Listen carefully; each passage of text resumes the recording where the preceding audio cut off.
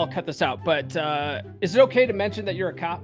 Oh yeah, absolutely. It actually goes part into the 30% journey, so to speak. I got some things to mention on that. Okay, cool. Okay. Just want to make sure, because I had Jacob on, and he's telling me all about how he worked for we went for like 20 minutes talking about that. And then after we're done with the recording, he goes, oh, you know what? I don't want that mentioned. Can you edit that out? And I'm like, that was the first 20 fucking minutes of the episode. Yeah, no doubt. So I went through and I bleeped out every mention of the word or and that took me 2 hours to just go through the first 20 minutes and bleep out every time he said I was like, don't ever do that to me again. You're listening to the premier podcast for men who want to not only be better with women, but want to be better men in general.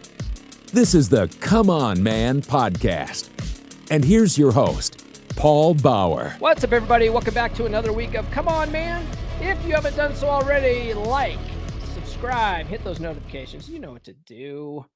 Drop a comment. Your favorite comment will do. Your favorite comment. Your favorite emoji will do. You guys know what I'm talking about. Look, if you haven't noticed already, the last 3 weeks I've been wearing the same outfit for the intro and outro. It's because I'm literally recording the intro and outro for 3 weeks in a row, right after the last happy hour hangout we had on July 20th, right?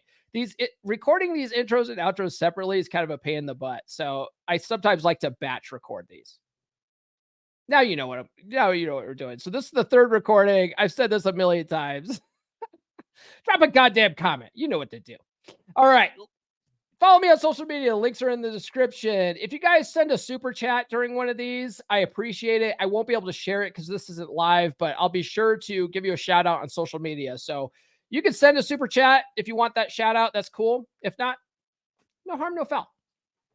Get on the email list, list.comeonmanpod.com. You can get an immediate PDF with 20 dating app openers that are guaranteed to capture a woman's attention in the first 7 words, because women are looking at messages in the preview pane, right? They're filtering guys out. They have so many more options than we do that they're not like trying to engage with everyone they match with. They're seeing who's interesting, right? So these dating app openers are guaranteed to capture women's attentions, right? And then you also get some free stickers as well, right? I'm mailing these out to a bunch of people. All right, you got these. You got this one here. Not a nice guy. That's a fun one. Basically, all you see on the screen here too. And if you like those designs, they're also available on merch as well. Merch.comeonmanpod.com. This one's also available in the merch store, but it's not available as a sticker. Merch.comeonmanpod.com. And you also can get Rule Zero merch as well at the merch store. Check out my Practical Law of Attraction course, loa.comeonmanpod.com. It's a mindset course, and if you get your mind right, everything else tends to fall into place. My guest is 3% brother Matt K. We're just going to call him Matt K. He's a cop. He's a cop, guys. There's at least like 5 dudes in the 3% Brotherhood named Matt, right? There's one that I go and have beers with regularly down in Montrose, right? 3% brother Matt in Montrose Matt. There's another Matt that's been on the podcast before too. And then this Matt is actually good friends with one of the other. Anyways, it's confusing. Anyways, this is Matt K. He's a cop. All right. And I just really wanted to pick his brain about his 3% journey. He was in the original group. I've known him forever. And, but I've never had him on the podcast. So this is actually the first time I've got to talk with him one-on-one, and he drops a lot of good gems in this. And I will bring you that right after this word. Here's a harsh truth that everybody gets upset about online when I say it. They get upset because of their ego investment into the fairy tale idea of love and partnership. They get upset because of their ego investment into the idea that their woman is their best friend, their confidant, and they think that love will conquer all, and that their woman will be there through thick and thin. The truth is that as a man, your woman is hardwired biologically and psychologically to want you to be her rock. It doesn't work the other way around. Women do not care about your struggles as a man. They may think they care. They may even want to care, but her evolutionary DNA will not let her care. If you bring her your problems, she will lose attraction for you over time, and she will leave. Now, whenever I talk about this, people lose their minds and start talking about men unaliving themselves. The faster that men learn that women don't care about our struggles, the faster we'll save the lives of men. Men off themselves because of their own ego investments in the Disney fairy tale lie. And when that fairy tale goes up in flames, they get zeroed out and they end things. Men do need a proper outlet for dealing with their problems, but going to their woman isn't the answer. Men need a tribe. They need a brotherhood. That's why I created my beer club. It's a monthly virtual hangout for men only. It's a place where men can be men. It's a place where men can talk about guy stuff without having to worry about offending women. It's a place where they can go without having to worry about being called toxically masculine. It's a place where they can go to solve their problems. Because men solve problems, women cause problems, you dig? Visit beer.comeonmanpod.com. That's beer.comeonmanpod.com to sign up. All right, joining me on the podcast for the first time is one of the many brothers I have in the 3% Brotherhood named Matt. Matt is a cop, guys, and he's a little bit of a hard ass, so be on your best behavior today, okay? What's going on today, brother? Oh, not a whole lot. Just got my workout in and just focused on what's going to happen for the rest of today and the 4th of July holiday coming up and all that kind of stuff. Yeah. Oh, space-time continuum. So by the time this airs, it's going to be way past 4th of July. Way past, but... yeah. So let me ask you this question, Matt. What led you to first read How to Be a 3% Man? Well, like Corey Wayne always says, 7 principles to get an X back is usually the number one like search tool on that. Were you one of those guys? I was one of those guys. Absolutely. Yeah. I didn't know what I didn't know. You know, Benny, he's no longer date coaching. He's now breakup coaching, specifically because so many guys are trying to get an X back. Yeah. It's like he realized that when he put out videos on how to get an X back and how to go no contact, and that those videos would blow up. So he's just like, you know what, fuck it, I'm going to double down on this. And now he's a breakup coach. Oh, that's so. That's so that was you, huh? Yeah, in my experience, what happened was I was married for 14 years, had 3 amazing daughters, and I adopted another one. And after the end of 14 years, it was just insatiable people always stay insatiable. We had as far as divorces go, we had a pretty decent divorce. I stayed out of rotation for about 6 months, like we chatted before about just kind of letting that healing happen. Mm-hmm. And I met a girl. She was phenomenal. I poured my guts out to her and made all those classic mistakes. And I got rejected pretty fast, maybe 30 days, 40 days, something like that.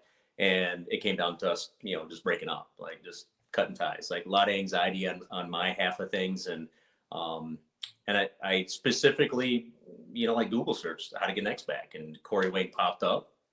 I watched the video and I'm like, my mind was blown. Like there was so many things as a man that I wasn't doing in those moments of relationships to keep that attraction and to keep that interest and that long-term going. So, I did a little experiment. I dived into Corey Wayne. There's, a couple of other coaches that I jumped into just for like reference and to find motivation in those experiences in other people, because not one person has all the answers, but many people can give you all the answers. And I like to be a subject matter expert when I jump into things. So I listened to the book maybe 10 times, like right off the bat, like just on repeat. I had it on audible and watching his daily videos and really diving into the material. And I actually got the X back. And in my experience, it was, we went out to dinner, and on the way back from dinner, she's holding my hand and she says, nothing's really changed about how I feel about you. And I'm, ding, ding, ding, from the book and from the videos, she's going to say that. And then she's going to tell you how she loves you. And then she's going to tell you about how she's missed you. And like right down the line, all these things happened exactly like Corey Wayne said they were going to happen. But in that circumstance, I found out that getting the X back wasn't really what I wanted. Mm-hmm. And, I found that there was some things that I couldn't deal with in her personality and the way that she dealt with things that caused me to actually break up with her. It wasn't a conversation or a talk or how we can make it better. It was just this isn't exactly how I had planned things to go. And my life is going in a different direction than when you had found me the first time. And I'm going to leave you in the love that I have for you, but I'm not going to be with you anymore. So even though I learned just an amazing amount about myself and about relationships and how to do life, what I found was that wasn't what I really wanted in that person. The idea of that person was great, but what I wanted out of that person, she could not give me. And it's kind of a sad moment when you find, you realize you outgrow people, but it's an opportunity to find better people, in that moment. Yeah. Yeah, that makes sense. I think that sort of is how most of that plays out for a lot of the guys in the group that found their way to Corey Wayne because they're trying to reattract an ex. A lot of them did, they actually found success and they actually reattracted the ex at some point in some capacity and realized, man, there's a reason why we broke up. There's a reason for it, So I'm not a big fan of trying to get an ex back. I think I've had guys reach out to me with the coaching program that I've coached through getting an ex back. But I'm upfront with them about it. I'm like, are you sure you want this? Like, cause this is, I don't recommend it. But there are 7 principles to get an ex back. And this is how it works, And, and the story is that it absolutely works. Yeah. You reattract somebody by appearing to be a completely different person because you're actually taking these steps seriously. Mm-hmm. And I discourage anybody that says I want to get an ex back, just in my own private conversations with my friends. But what I don't do is I don't discourage the journey of it. Hey, you want to try? Go ahead and do it. But you're going to be repulsed by what you find. They may be in your mind right now, the fantasy of what they are is phenomenal. But when you learn about yourself and the principles and the things that you need to be doing as a man, you're going to reject that eventually. I guarantee it. Yeah. There's a few friends that I have that, they're married and they're like, well, I might be getting divorced. What should I do with this? And I always tell them, in my experience with almost being divorced, it was 7 years. We got back together, went through, the year's worth of Wednesdays marriage counseling, and it ended up being divorced anyways. I did gain a lot from that marriage counseling. I did learn a lot about how to deal with people and how to empathize with people. And, there's a mirroring method that I learned, and it just made me a more well-rounded human being, a better human being. But it wasn't enough to save the situation. When only one person's trying, it's not going to work out. It just never will. Well, one thing I've learned too in this space, working in the space, in the coaching space, working with other guys, like Rollo and all those guys. Apex Mindset's really good about this kind of thing, but marriage counseling's trash. It really is. It doesn't work for a majority of people.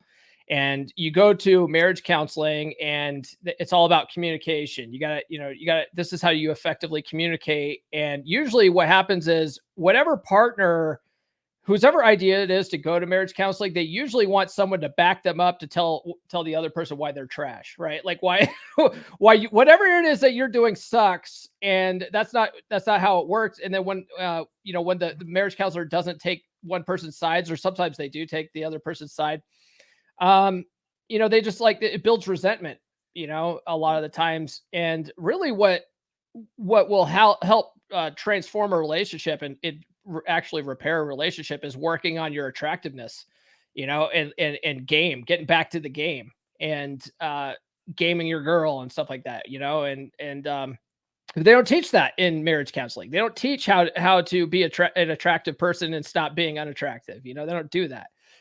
Coaches do that kind of shit, Well, and the one thing I found, that was marriage counselor number 3. The first one was that exact sentiment. My ex-wife told me we can't go to her anymore because she keeps getting on your side on things. And that's what happened when I went to marriage counseling too. Yeah. Also what I found with the whole marriage counseling and then going into divorce, everybody's going to be in your ear about how to play this. And, coaching is the same game. Everybody's got an opinion about these things, but what exactly works? Yeah. And, I had an attorney to make sure the paperwork got filed right. I communicated with my ex-wife about what I wanted out of the divorce. And she very flatly came to me and said, I would fight you on these things, but I know I'm going to lose. Mm-hmm. And, my response internally is, well, an attitude like that, you're absolutely right. So and I wasn't trying to take advantage of her in a way that was unfair to the situation. I have kids to take care of, I've got assets to protect, things of that nature. So it really was open communication. But, again, insatiable people are insatiable. So, if I did also with divorce, one of the biggest issues is that as a man, you beat yourself up as a personal failure to the failure of the whole. Yeah. And, you know, it takes two people to make a marriage really successful. It takes one to really destroy it. Or, you know, we got to a point in our marriage where both of us conceded that this was just the way it needed to be. Mhm. But I found myself as I went through the Corey Wayne principles, and you know, there's other coaches that I listen to. Coach Red Pill's a man that if my dad was to have conversations with me about life and how to be, that's the spirit he comes from. That spirit of a teacher. He has a heart of just explaining. And you know, when I caught that guy, you know, I'm listening to these things. I'm, man, I wish my dad would have talked to me like this when I was like 18 years old. And then Kevin Samuels, unfortunately, he passed away. But you know, he's just a phenomenal coach. But I found that going through these videos and reading these books and really, you know, just absorbing the material about how to be a man, how to be attractive, how to attract, how to work on purpose, that I found that I was doing those things in my marriage. But I was being demonized for doing those things, you know. So that really just taught me that I had the wrong partner in that moment. But I was being focused on purpose and mission, and in the background, I caught all this static from the ex, and you know that deterred me from being, you know, something as simple as just being, you know, very like sexual as a man. You know, I was demonized for that, and now as a, you know, a man 6 or 7 years past divorce, I realized that that's the way I should have been. It just wasn't reciprocated properly. Yeah. So, you know, these coaches pick you up, dust you off, and let you know that, hey, you know, you're doing things that were right, but maybe we just have to tweak it. Maybe we have to just, you know, sand away the rough edge, so to speak. Yeah. On these techniques. Yeah, and some of that too is, you know, you realize, you know, we're talking about this offline with our mutual friend, you know, in the Brotherhood. But you know, we get with a partner that, you know, like we have a certain sexual appetite, and that it's just not reciprocated. Well, that's not necessarily an indictment on her. It's not necessarily an indictment on you. It's not like, oh, I'm a fucking sexaholic or whatever, but I do have certain needs. And there are women out there that will meet those needs. There's women out there that will match that same energy, you know, if for lack of better words. And it just happens this person's not it, you know. And sometimes we just it's just not the right match for you, and that's okay, you know. And that's just how it is. You just got to find a better match, you know. Yep. Sometimes. Absolutely. And, you know, part of that is like I love the statement about how women are the gatekeepers of sex, and men are the gatekeepers of relationship. And if there isn't that balance between the two, then you're going to have troubles in that relationship as well. You know, if she's expecting the relationship without the sex or the glue that holds that relationship together, then how is that going to work? You know, you're gonna want in other areas, and you're gonna put that relationship onto somebody else or something else if you're not getting that. Yeah. And you know, that does kind of go into, you don't talk game to your woman. You know, I've made that mistake a few times, but that's one thing that you know, I've been in a long-term relationship for about 1.5 years now, and that's one thing I do share with her is that sex will be the thing that holds our relationship together. And she's like, well, I've never told you no, and I'm never gonna tell you no. But that kind of goes in with the principles of keeping that attraction, because if she loses attraction, she is going to say no, and then there'll be a change in the relationship. So that is the litmus test, so to speak, on you know, whether you're keeping that attraction. Is she initiating sex? Is she being sexual around you? Is she being flirtatious, or does it feel like you're kind of moving into that, you know, the roommates, so to speak? You know, even if you're not living together, it can feel like you're with a roommate. For sure. Yeah. I think I would also say this too, because there's a lot of guys that are sort of expecting women to initiate sex a lot, and a lot of women just won't because they're passive. So I would say if you're the one initiating sex and she's enthusiastically, you know, giving you the sex, you know, that you're initiating, that's also a good test too, you know, because a lot of women are just super passive. So, you know, just the fact that she's not initiating doesn't necessarily mean anything. But if you're going to initiate too, and she's always got a fucking headache, like a goddamn medical mystery, there's something going on, you know. And that's where, like, you know, Corey's attraction skill is really helpful, because you can look at that and go, okay, something's off here. Something's off. I need to readjust, or, you know. And then when you do readjust and it's still not working out, well, now sometimes you need to take the you know, the hard steps and go, but maybe this just isn't going to work, you know. And that's sometimes that's how it is. You know, it's just the nature of the beast. Well, that kind of yeah. goes in the conversation with the bus in 15 minutes, right? That's something that Brother Holland and I talk about all the time, is that there's another bus, 15 minutes. It'll be there. If it's not working out, we can't, my personal opinion is that you can't cycle through women in a robot way, right? Like as soon as there's like one red flag or one issue, like you completely dump it off. But it's a matter of you've seen the Crazy Hot Matrix on YouTube. Oh yeah. Freaking hilarious, right? So what you have to start doing is just plotting the graph on where's our reliable data over a period of time. Mm-hmm. And I firmly believe in the 61st day rule. Absolutely, people have a mask on their face or their intentions and their behavior up until a certain point.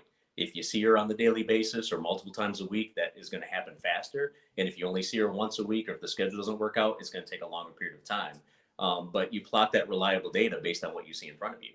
Mm-hmm. And, is it acceptable at that point, or isn't it acceptable at that point? It's really up to you as an individual. And it's something crazy. 80% of women file for divorce or break up relationships. That is just mind blowing to me, that men won't evaluate their situation to the point where they make a decision based off of how they feel about it, versus just allowing the woman to take the lead and make that decision for the relationship. It's very frustrating to me. Mm-hmm. Since divorce, and I did initiate my divorce, and and there are moments in time where I felt like I destroyed my family because of that divorce, but I've seen like my kids be flourishing at this point because they see their parents at their best. We weren't at our best in our marriage, but we've been very good co-parenting. Once a week phone conversations. The kids don't get away with things when stuff pops up, that sort of thing, and my kids get to see us at our best.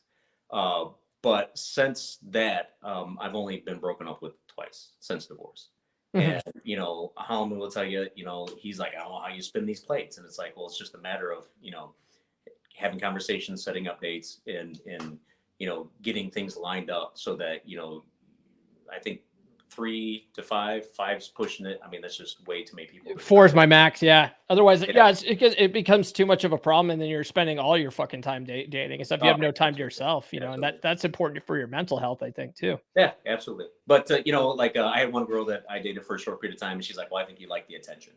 And I was like, well, pride and ego, everybody likes the attention. It's just a matter of, focusing that attention and seeing what works out in life. And then, prior to my long-term relationship now, 30 days was kind of my max if I was to focus in on one person.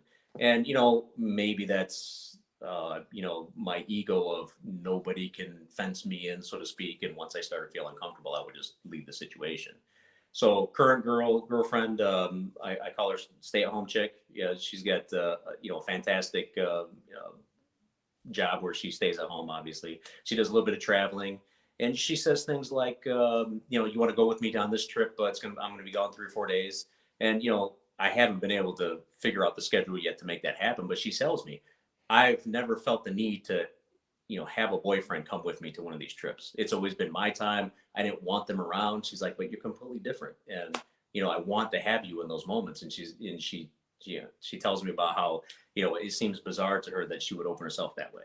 And then just today we're having a conversation, and she said, I don't trust people, but here I am. I feel really comfortable with you. And, part of that comfort, comes with being a genuine person. You know who know thyself. The great philosopher said, know thyself. Once you know yourself, then everybody else will know who you are. But if you are very much struggling with who you are as a person, what you can accept, what you like, you can never portray a solid image to anything. And, in our society, we're all about image these days. Facebook, Instagram, any of the social medias, it's about image. What is our image? And if you are a genuine person, and, that kind of goes in with the public safety aspects of things. Brother Steve could tell you that being in public safety, that gives you like an instant vouch that nothing else does. Cops and firemen, they do have a reputation, if you will, but if you're a genuine person and you're not really just, trying to do the snake oil, sleep with as many girls as possible or whatever, that does give you an instant vouch. There's the credibility that comes with that, just Joe Blow, 9 to 5, no disrespect to anybody else, but you have to build that trust. And I've noticed that trust is almost like inherently just instantly given to you. So, you have to protect that, and you have to make sure that you don't exploit it. But I find that interesting that, when there's a new relationship or I'm chatting with somebody, once they find out a cop, it's like, there's just like this instant validation. It's really interesting. I dated a cop once. That was a fascinating experience. I didn't date her very long, maybe like, I don't know, maybe 3 or 4 months or something like that. Best date ever though. Went on a ride along with her. Oh, nice. she showed me all the drug houses in town. That was cool.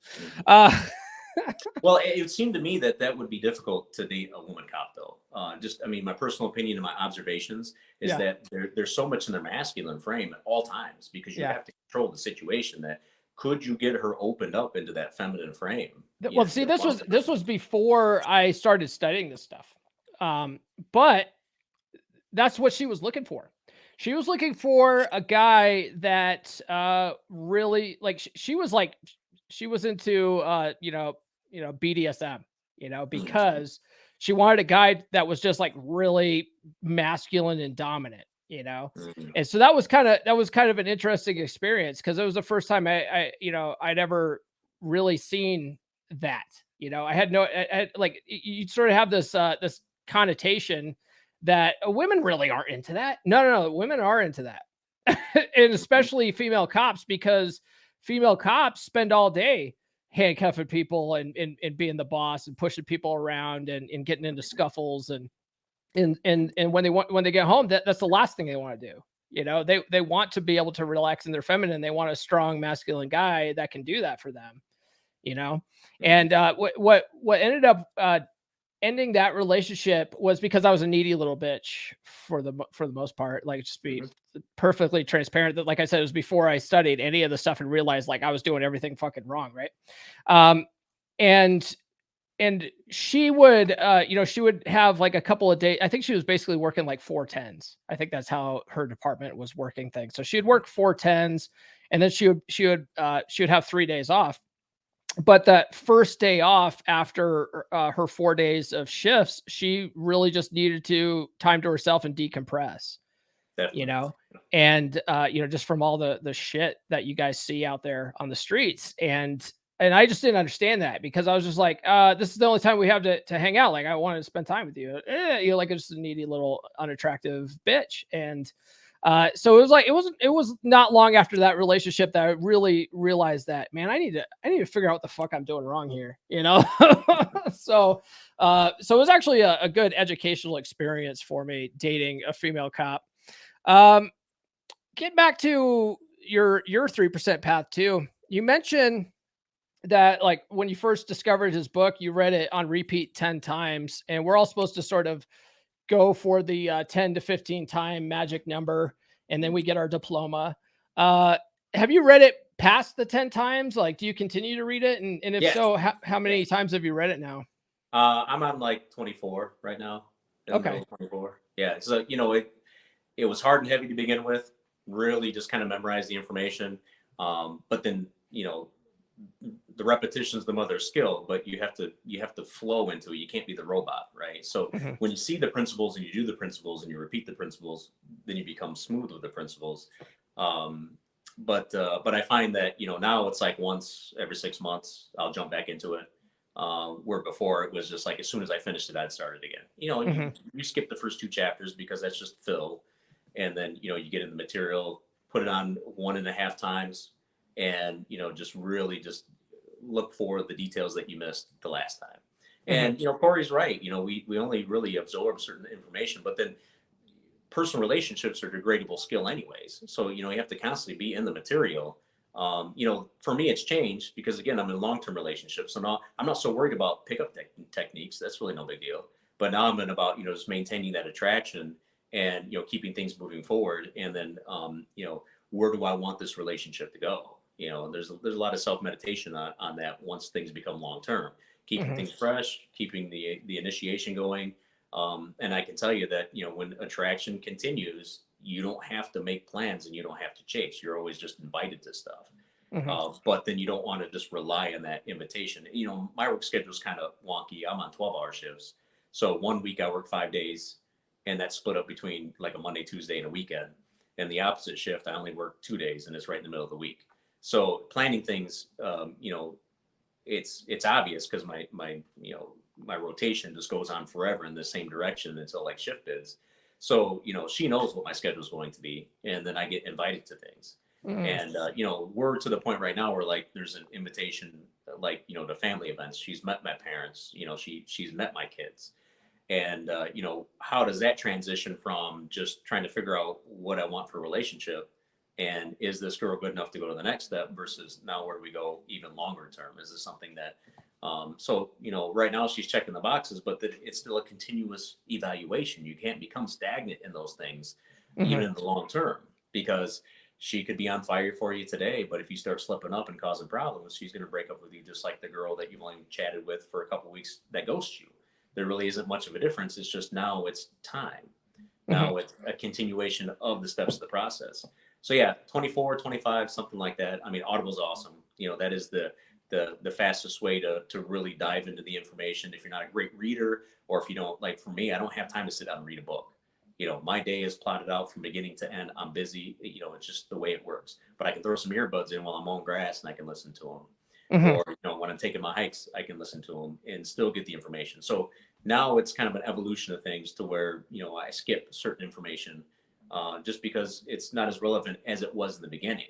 To anybody, I would say, listen to the whole of the information that 10 to 15 times. Absolutely. That's the absolute great number to start with. And then as needed, you do the supplemental videos that he does on a daily basis. You actually YouTube search specific topics that you have. And then, you can skip certain chapters as you continue on. But being a student never changes. And I think, especially for men, we think we arrived when we have a house, we have a job, we have a wife. And then we've arrived somehow. And then we can just stop being a student of being a human being.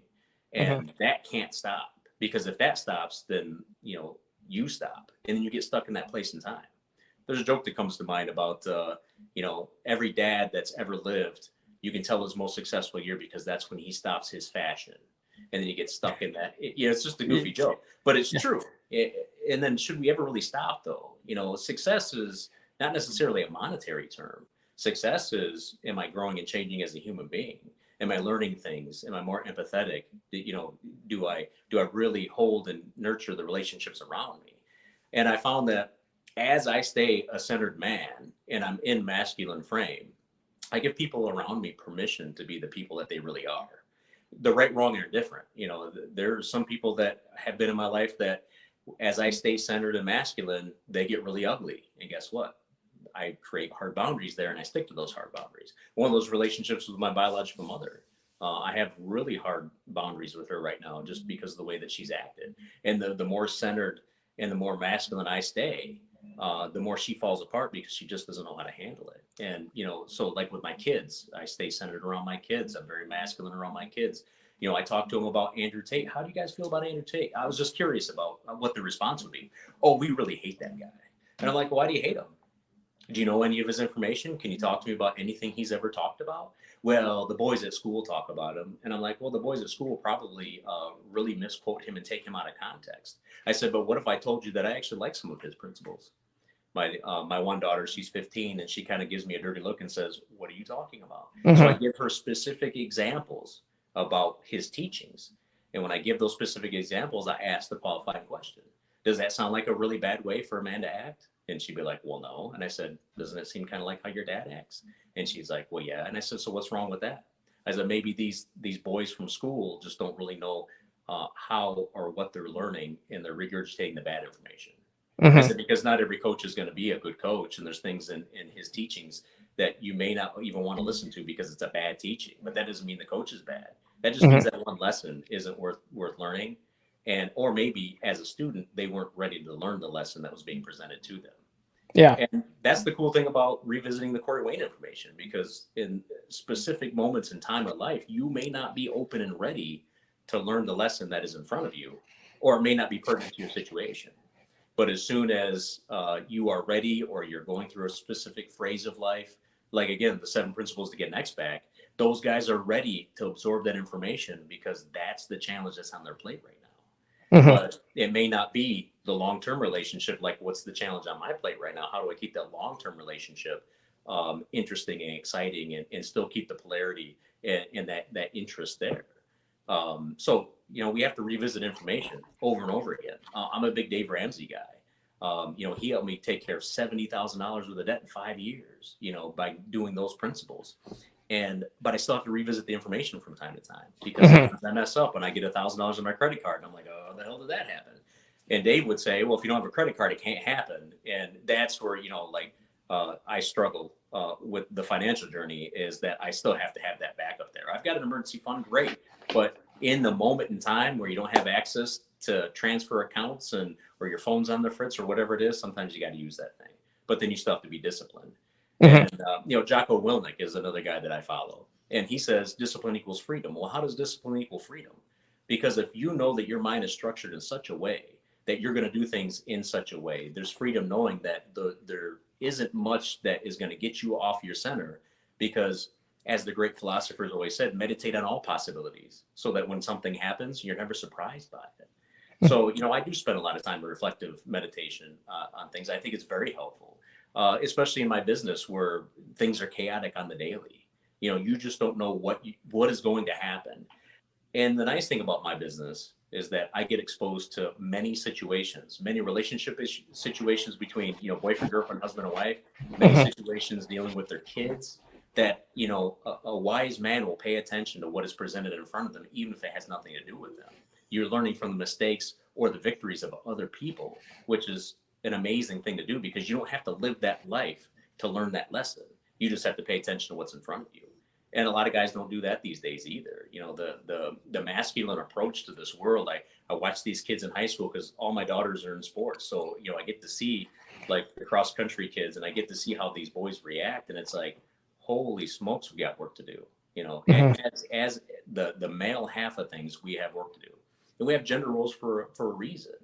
And, I try to talk to my daughters about gender roles and what they should specifically look for in a man. And, do I really care about the game aspect of life? The game is in getting girls and things like that when it comes to my kids.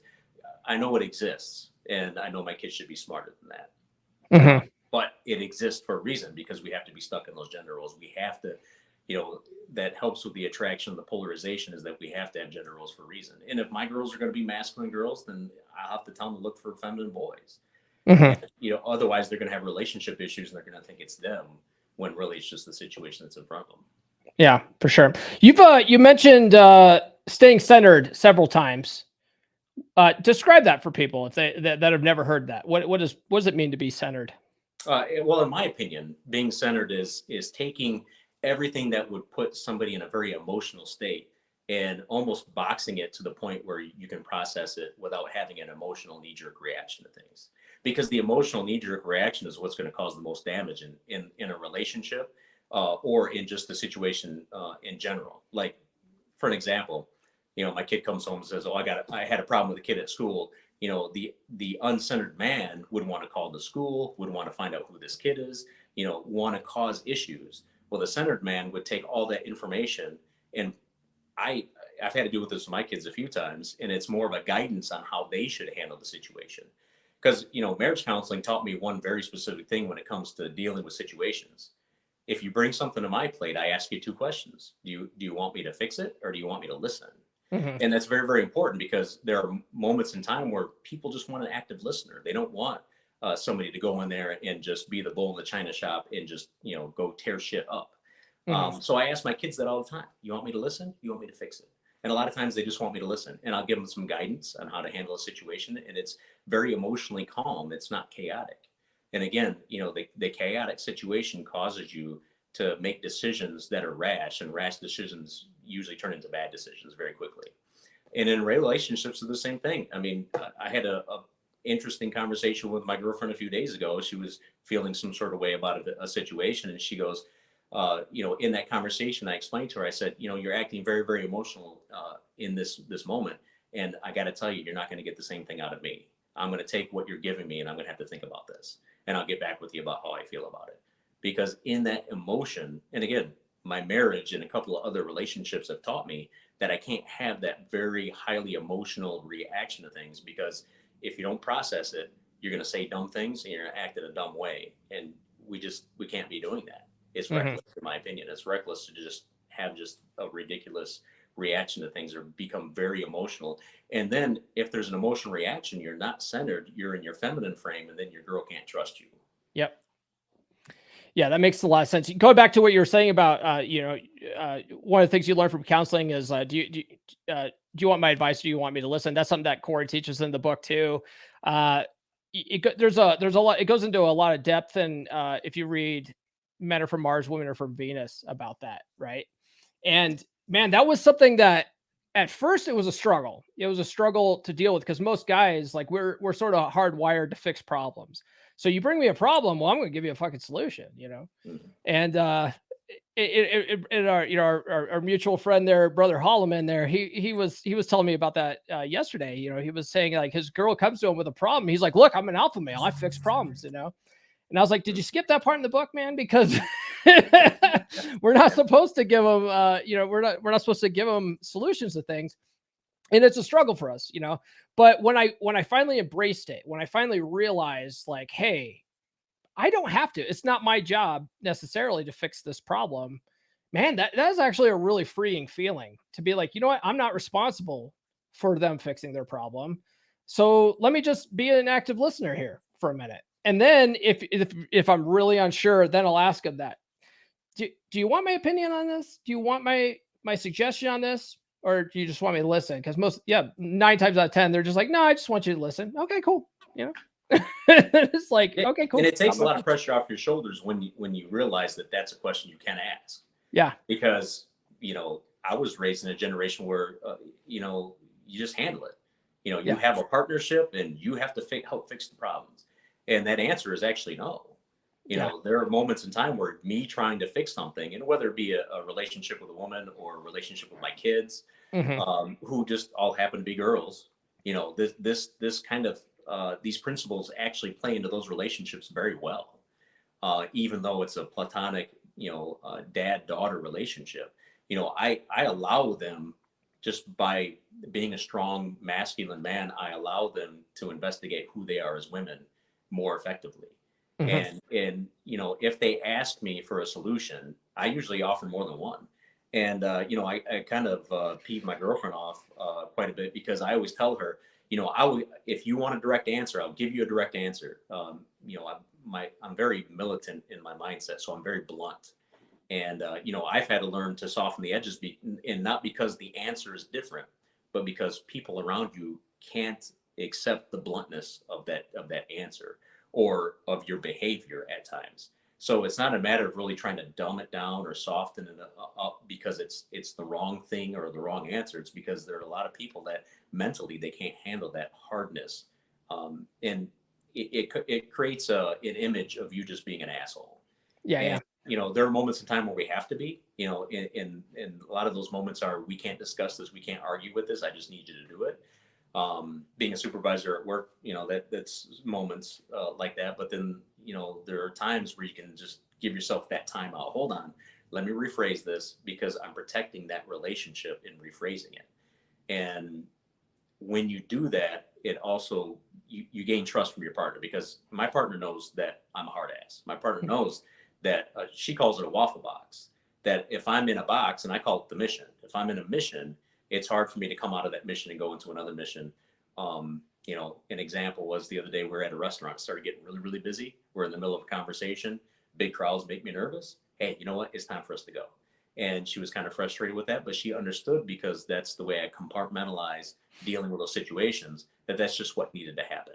And, we had a discussion about it afterwards, and she understood. But she asked if I could, segue into that. Hey, it's getting really busy, we just need to leave. But the abruptness of me just going caused an issue. So, just because we're alphas doesn't mean we can't, tweak the way we deal with things a little bit, because we do have to help those around us. In those moments. One thing too that I've learned in this space is that women will, if we're not sort of aware of our tone, and if we're not in control of our emotions when we're addressing certain things, especially like if it's maybe it's a behavior that she's doing that we don't like. If we're addressing that and then we do it in such a way that's like super blunt, like it's like emotional judo. right? They will go, well, I don't like your tone right now. And now the focus is on your tone and how you're the bad guy because you're talking mean, as opposed to whatever fuck up she's doing. And it completely takes the focus off her. And now it's like, now you feel like you're the bad guy. You know what I mean? And so as long as you can, as long as you can be aware of your emotions and think about how you're going to phrase things, women can't do that. They can't use that emotional judo on you. You know, you don't give them any tools to work with that. So it's a good skill set to learn, I think, especially when you're dealing with women in relationships. Oh, definitely. When I tell everyone I date that I'm not going to argue with you. It's just one of those cardinal rules that you will not get an argument out of me. Well, why not? And I was like, because there's nothing really to argue about, in my opinion. There's not much in this life to really argue about. We can have discussions and we can debate, but to get into an emotional framework to be arguing, that means I've lost instantly. And I learned that lesson not from Corey Wayne, but I learned that lesson from playing Xbox years ago. I used to jam out Black Ops 2 like for hours. Like that was like my emotional release on a lot of things back in the day. And you ended up arguing, or kids would try to argue like in the lobbies and whatnot. And once they flipped the script to 4-letter words and profanities, and I knew they lost the argument. They couldn't deal with the logic that I was throwing at them, so they would have to go into this tirade about how things made them feel. And I took that to work. And I learned that as soon as people started using the 4-letter words and not being able to control themselves emotionally, you won the argument. They're just still trying to have it with you. So it's really interesting to not argue is actually quite freeing, because there was quite a few arguments in the marriage. Yeah. And there's some things that, this is an argument. This is the direction that we're going, and I would like you to come along with me. And I use the phrase rowing the boat instead of throwing anchors. I need you to row the boat with me instead of throwing anchors, because throwing anchors gets us off course. Yeah, that's a good way to look at it. Yeah, and that's a thing that's in the book too, though, is you're better off hitting your head over the head, or hitting yourself over the head with a ball peen hammer than it is to argue with a woman. Right? There's just no point in doing it. Women don't fight fair when it comes to arguments. It's all emotional based, and we're trying to make logical arguments, and no one's getting anywhere. So it makes no sense to actually have any kind of argument. So yeah, the way you handle it is smart. Okay, so getting back on back to the book though, what was your last aha moment you got from your last read of the book? Probably mostly the complacency. Just not allowing complacency to set in, to not be the robot. And what I've learned is, I learned the text game pretty fast. That 7 Principles girl, I was just an open book when it comes to text messaging. So, you got to leave that alone. Let her bubbles be bigger than yours. Let her frequency be more than yours. Still touch base with her. Don't leave her, don't leave her for a couple of days, that sort of thing. That became less important. But the complacency thing, men have a tendency to really just kind of get in the groove of things, and everything becomes routine.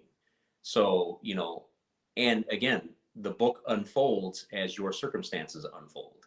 So, I really didn't care about consistency, that complacency, because I didn't date a girl past 30 days.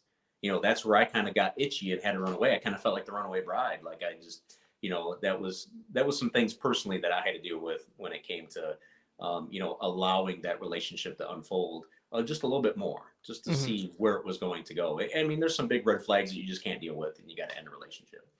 And, No More Mr. Nice Guy, great book. Be a good ender. That was something that I struggled with as well, as being a good ender. And when I dated 7 Principles girl again, I really took that information to heart about being a good ender. So complacency was the big thing.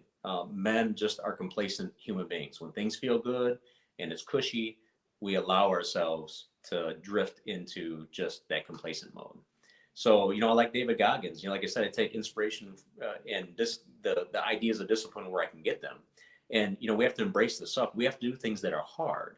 And, part of that's just being a man. Do things that are hard to see what you're capable of.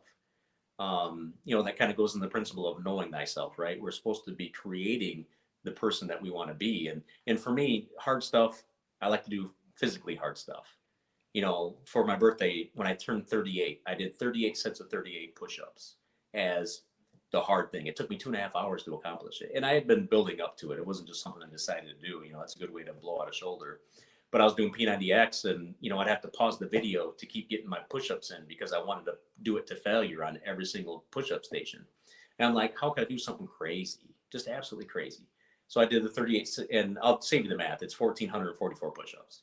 And I did that in 2.5 hours. And then, like, last year I was hurt, so I really couldn't do anything. The year before that, I ran 10 miles. You know, just I do 5Ks a couple times a week, you know, that sort of thing. But I was like, how could I really do something really hard today? So, you know, doing hard things breaks up the complacency in things because you're always pushing for a goal. You're always striving to do something else. And that keeps you from falling into these routines, so to speak. I mean, that's really what complacency is to me. It's just you're on automatic pilot and you were doing routines. So that was like one of the last kind of aha things is that if I am never routine and like my work schedule with my current girlfriend, like she knows that. But if I'm throwing, you know, kind of a mix up, like, no, I'm not available that day because I got things going on. Like she knows I'm doing the podcast today. She wanted to hang out. I was like, you know, afternoon, I got things I got to take care of and we're not going to be able to hang out. You know, that there's nothing complacent about that because I have a purpose and a mission. And, you know, the book says if you're completely available all the time, how is she going to be attracted to that? Right. And if you're complacent, it's the same thing. How is she going to be attracted to something or someone that is complacent and she can read you like the book, so to speak. And, you know, we don't want to be read like a book. Like when you're in a long-term relationship, people are going to understand who you are. Women are going to understand who you are as a person. Yeah. And if their understanding is that, you know, you work out it every day, I'm going to commit that time to the gym. I'm going to do those things that are hard. I'm going to be a parent because that is what absolutely has to happen.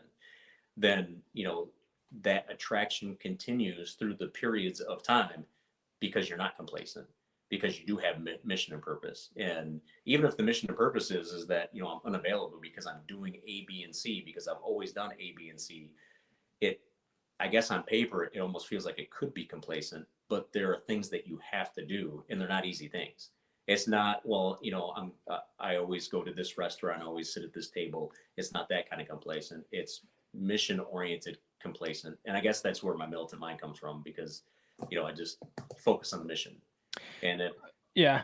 When I think of complacent, especially in a relationship, one of the things I think of, and I talk about it a lot on the podcast because I've seen it so much over the years in the original 3% Man group and, you know, in the new 3% Brotherhood, is that guys will do the material. They'll work on themselves. They'll read the book 10 to 15 times until they get that girl, right? They'll get their dream girl, and then they stop reading the book.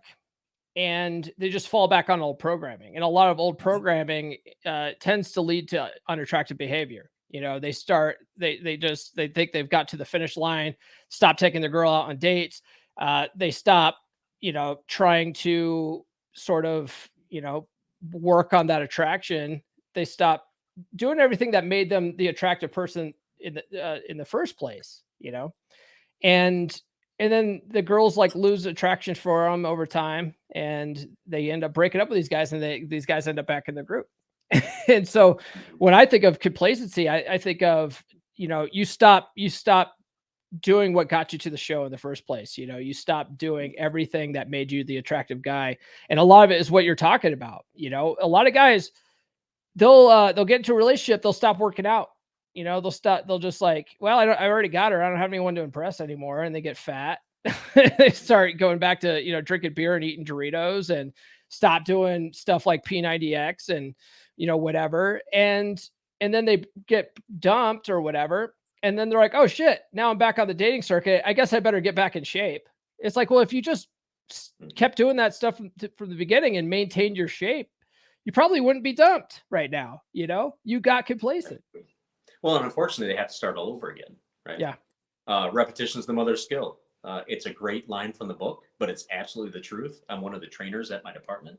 I use that with the guys all the time. Yeah. You know, repetition is the mother's skill, but not just repetition, good reps. You know, we succeed at the things that we do well over and over again. we will succeed at the things that we do bad in a bad way over and over again as well.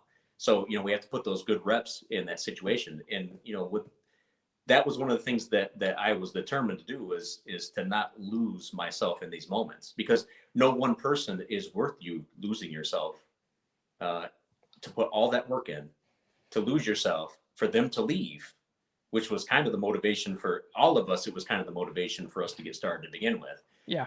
Then to have to start all over again. And it's like a maintenance program, right? Like, I think about my workout regimen. 10 years ago, I started my weight loss journey. I lost 80 pounds. I went from 270 to 190. And I'm floating at 200 pounds right now. I've been able to maintain 200 pounds. 190, I was a little light. I was running a lot. I just had that really skinny frame, and I just didn't really like that. So I stay at 200 pounds. And it's a maintenance thing that long term, I've changed up like how I do cardio. I'm not trying to run, 5Ks as much. I used to do a thing called 30 days of 5Ks at least once a year. And, now that I'm 43, it's like that's just too much banging on my joints. So I do an elliptical or the rowing machine, or, just something different to keep it going. But it's the maintenance. I can't go back to 270 pounds. That will, in lack of a better phrase, that will kill me. Going back to that will kill me. And again, my mindset is that the things that I've succeeded through, if I go back to those old things, it's going to kill me somehow. It's going to kill my spirit. It's going to kill my health. It's going to kill my wealth. It's going to kill my friendships. And those are the things that I can't do. So, to the younger people, the guys that are new in the material, find your motivation, but motivation is crap. Understand that discipline is where it's at. You have to discipline your mind to stay on the plan. And find motivation or discipline in multiple things. Corey Wayne isn't it. He is in the beginning, because then that opens the door to what we can learn and what we can experience. I take motivation from silly things like Patrick Swayze in Roadhouse. One of my favorite sayings at work is, be nice until it's time to not be nice. Yeah, classic. It's just silly things like that, right? But if you keep that in your mind and that's your discipline, be nice until it's time to not be nice, you'll know when it's time to not be nice, because it's time. And then you can be a jerk, and then you can use, all those 4-letter words or whatever, or influence situations. And at work, I try to, influence. And in relationships, you have to influence. You can't tell somebody what to do. We are free will beings. We're spirits that can just do whatever the hell we want. You have to influence where you can influence. And sometimes influence is a very subtle thing. It's just a push in the right direction. And being a parent has taught me how to very subtly influence decisions. But where you're a student in one arena in your life, you can take those principles to other things and be successful in other things, because you learned a basic principle. Yeah. Very well said. We're almost at an hour here. I've only really got one last question for you. And I'd like to ask this for guys that have never been on the podcast before, but based on your experience on the 3% path, what does being a 3% man mean to you? Well, that's a great question. And, it's very individual to every person, because like I said before, reading the book and learning the material, it opens up what you're ready to accept and what you want to work through. I started the 3% path to get an XPAC, but what that has opened up is a knowledge that I had a basic understanding of what I was supposed to be doing while I was married, but I was browbeat out of it. And really being a 3% man is being focused on mission and purpose in handling your business, and being an example of what men should be. I take motivation from my religious background as well. Always raised in the church, and a lot of these principles go hand in hand. Being a 3% man is having men in your life that cause you to level up. The Bible says that iron sharpens iron. We can be better when we have better people in our lives. And again, it's a sad day when you realize you outgrow people, but if they're not willing to come with you along that journey, then that's their loss, unfortunately. You can show them the way. And that's how, Brother Holloman and I met, is that he got a hold of me on Facebook and said, dude, I'm looking at a divorce. How did you survive this? Because again, image, it looks like I'm just living the fucking dream, right? And I was at that time. It's divorce is brain damage, and that's all there is to it. And we have to heal through the brain damage before we can go on to better things. And, I introduced him to Corey Wayne. I was very new to Corey Wayne at that time. You're the one that pulled him in. Yeah, absolutely. Okay. Yep. And it was like a moth to the flame. I just had to show him the way. And as soon as I showed him, he was just absorbing the information. And, so we have to have a band of brothers around us. have a lot of acquaintances, but have very few close friends. That inner circle has to be tight, and it has to be tight for a reason. But again, I didn't grow up with a dad that was very masculine. I learned a lot of my masculine traits from my stepmom. And my dad explained to me once upon a time that my grandma raised him in such a way that he wasn't like his dad. My grandpa Kilborn was a man of a certain generation. He was that Korean War generation. So coming out of World War II and going to the Korean War, very tough as nails, but he had substance abuse problems with alcohol, and his temperament was very off-centered. So I always tell myself that I've got both of those men living inside of me, and both of those men can complement me in being the man that I am today.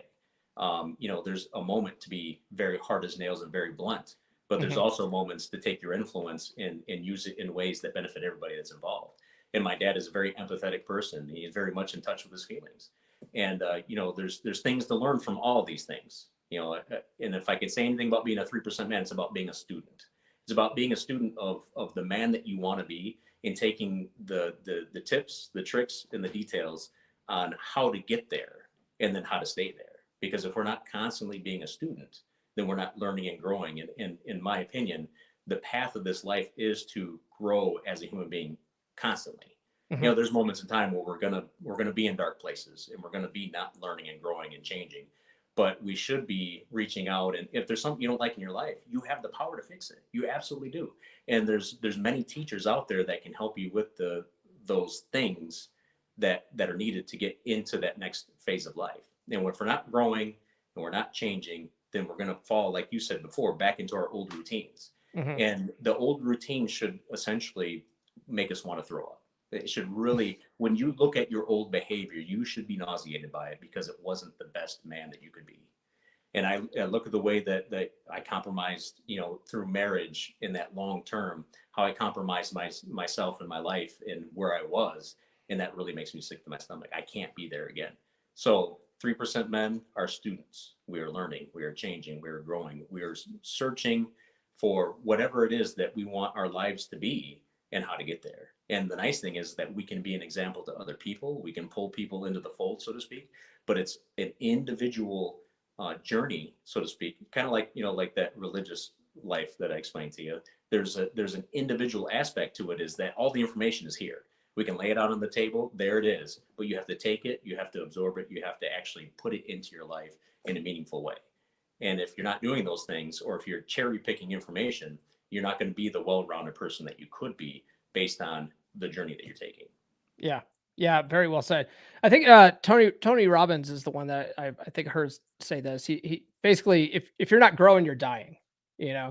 Because a lot of people, they hear this, the phrase, the work never stops, and they're just like, oh, that sounds exhausting. It's like, well, like, what do you want? Do you want success or what? And that's really what it comes down to. Man, this has been a really good conversation. Besides the 3% Brotherhood, do you want people to find you online, or should they just find you in the 3% Brotherhood? They can find me online. I'm on Facebook. I'm on Instagram. Instagram's kind of like my motivation of life. I just post little quips here and there. I don't really have a big presence there. But if they want to find me on Facebook, it's Matt Kilborn. They just do that search. I got a really cool Superman t-shirt on. I'm standing on top of a mountain as my profile picture. They can reach out, if they have questions. Again, your example as a person will influence people in ways you don't even know. And I would encourage everybody that's in this atmosphere, that if somebody was to reach out with questions, then have a heart of a teacher and explain to them what you learned, and then explain to them how they can get there. Because if we're not taking the information and sharing it with other people, what are we really doing with it? Are we wasting it? I mean, I feel like we are. That if we're not influencing other people to better their lives, and it's really great when you can see somebody take that information. And it's not just the 3%, like, training at work or dealing with my kids. When they take that information and they start to, the light bulb moment happens and they start to change, that's an amazing day. It's almost like you're becoming full circle, because you're taking what you've learned and you're instilling it in other people so that they can better their lives as well. So if they want to reach out, they're more than welcome to. I'll chat with them, no problem. You said they could find you on Instagram. What Do you follow me on Instagram? What's your Instagram handle? Well, you had to ask me that. I think it's just Matt Kilborn still. Okay. Pretty basic on that kind of stuff. Well, after this, ping me it, and then and I'll make sure to link to this stuff in the description when this posts, because this is going to post probably in a month. I think 1st of August sometime. I think is when this is going to post. So, Gotcha. Well, Matt, thank you so much for joining me today, man. I really appreciate it. I'll give you the rest of your day back. Okay, sounds good. Appreciate being on the podcast. Matt, thank you so much for joining me, man. You're welcome back anytime. And you guys know what I mean by that. He's a good dude. He is really welcome back anytime. A lot of good information in there. He's one of the guys that has really put in the work. You know, he's one of those guys. So, definitely check him out. Join the 3% Brotherhood. He's in there. Connect with him on there. It's a good place to connect with him. Other than that, it's pretty much all I have this episode. If you guys haven't done so already, please like, subscribe, hit those notifications, drop a comment, your favorite emoji, you know what to do. Follow me on social media. The links are in the description. Get on the email list.comeonmanpod.com. You get the PDF with 20 dating app openers for freezies, and I will send you some stickers if you like those designs that are available as merch. Merch.comeonmanpod.com. We have hats, hoodies, t-shirts, coffee mugs, all that kind of fun stuff. We have Rule Zero backpacks in there. So check that out. Check out the Practical Law of Attraction course, LOA.comeonmanpod.com. It's a mindset course. It's none of that genies granting wishes nonsense. Okay. It's based on psychology. All right. And if you get your mind right, if you reprogram your paradigm, you'll change your results. Okay. It all starts with how you're thinking. Okay. So check that out. Otherwise, we will see you guys Wednesday for the live stream. This has been the Come On Man podcast. New full episodes served hot every Monday morning on your favorite podcast platform of choice. So subscribe now. Follow Paul on social media. The links are in the description. Now, go out and get it.